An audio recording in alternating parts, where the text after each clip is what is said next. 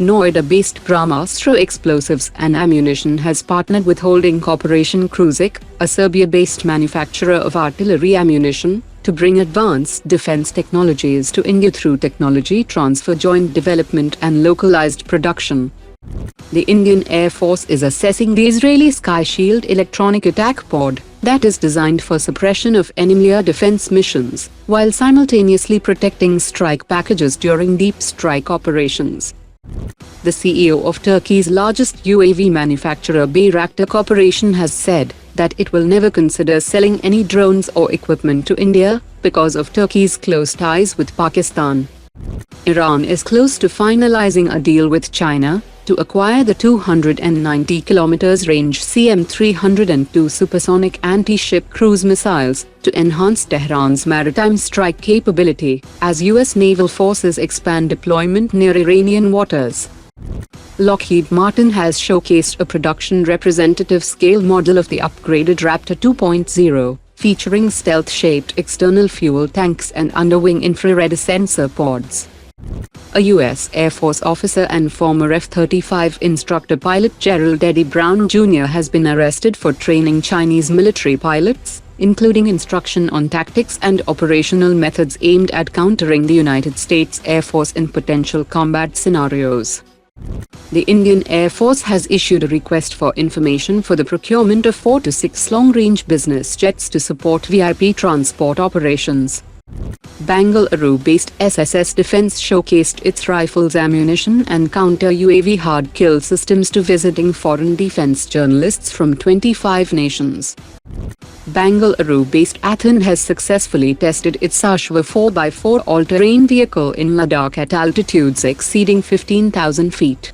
The ATV successfully towed an artillery system across harsh mountainous terrain, pulled a military truck, and operated through deep snow at elevations up to 20,000 feet without using snow chains, highlighting its extreme terrain capability for military logistics and deployment.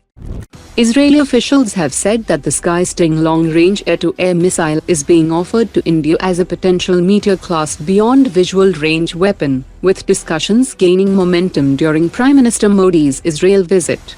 The missile has an engagement range of 250 kilometers, a 3-pulse propulsion system for sustained terminal energy, and an electronic warfare-resistant RF seeker optimized against low observable targets.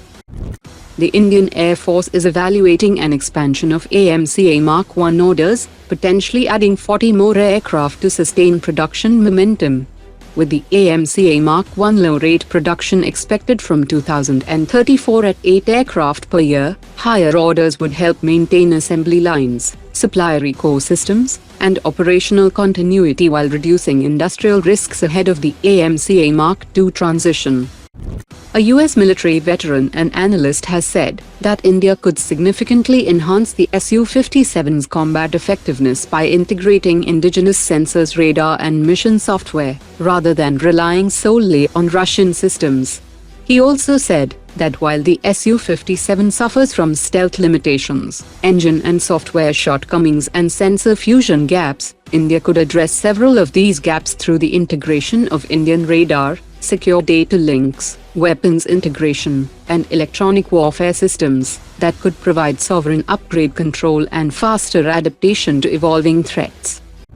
India is exploring a secure plug-and-play software interface for its upcoming 114 Rafale fleet that would allow integration of indigenous weapons, electronic warfare suites, and updates without accessing the aircraft's protected core source code. The proposed control gateway would function like a secure digital port, enabling faster local upgrades while keeping the mission computer and flight control laws unchanged. The move aims to reduce dependence on vendor-driven integration cycles and improve the Indian Air Force's ability to tailor sensors, data links, and electronic warfare parameters to regional threats. While it would not provide full control over Rafale's deepest systems, such an architecture could significantly enhance operational flexibility and accelerate indigenous capability insertion. Today's top 3 comments.